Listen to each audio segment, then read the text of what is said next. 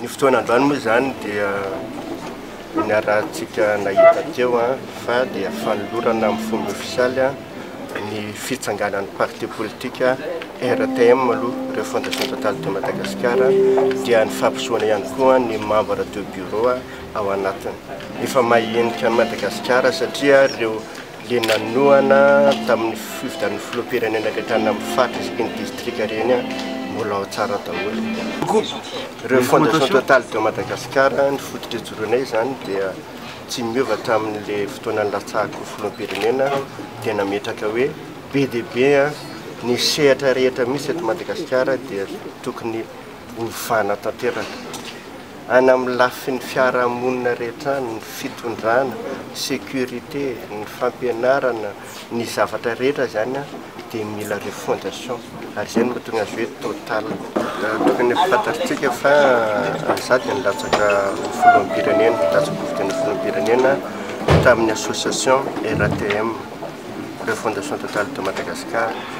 Ka amin'izao fotoana izao zany ny ireo le mpikambana rehetra le nanoana tany amin'ny faritra rehetra nangataka hoe tokony ho atsangana ho atao parti politika amin'izay ny partitsika le fikambanantsika satria besaka ny te hilatsaka hovidiana maire na amin'ny fifidianana isan-karazany eto amin'ny firenena raha association anefany tsy tena feno ny fepetra afahana mametraka an'le hoe ianao anatina parti na association anankiray.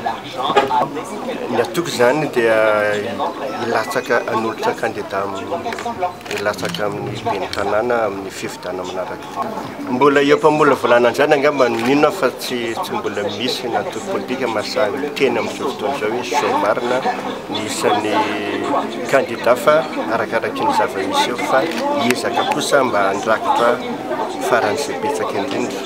Ny fampihavanam-pirenena tena ilaina fa le endriny zany no mila jerena tsara, le domaine de définition hoe inona sy inona daholo, entité inona sy inona daholo le tokony ampihavanana dia io zany no mila dinihana tsara aloha. Ny aiahako fotsiny amin'ilay fampihavanam-pirenena raha ohatra hoe misy an'ireny hoe dahalo miovafo fokontany le niady dia ampihavanana reny tsisy olana. Fa eto amin'ilay mpanao politika, le parti politika mantsy raha vao miresaka fampihavanam-pirenena dia mivadika ady seza le izy. Fa ny fijeriko azy manokana ny hoe fampihavanam-pirenena fijerinay antoka RTM azy dia hoe mihavana ny malagasy samy amin'ny sehatra misy azy avy.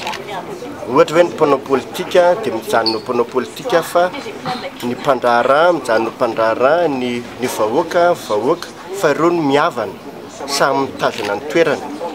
Fa tsy hoe raha andeha ny fampihavanana dia hisy rafitra vaovao tsy maintsy ho atsangana.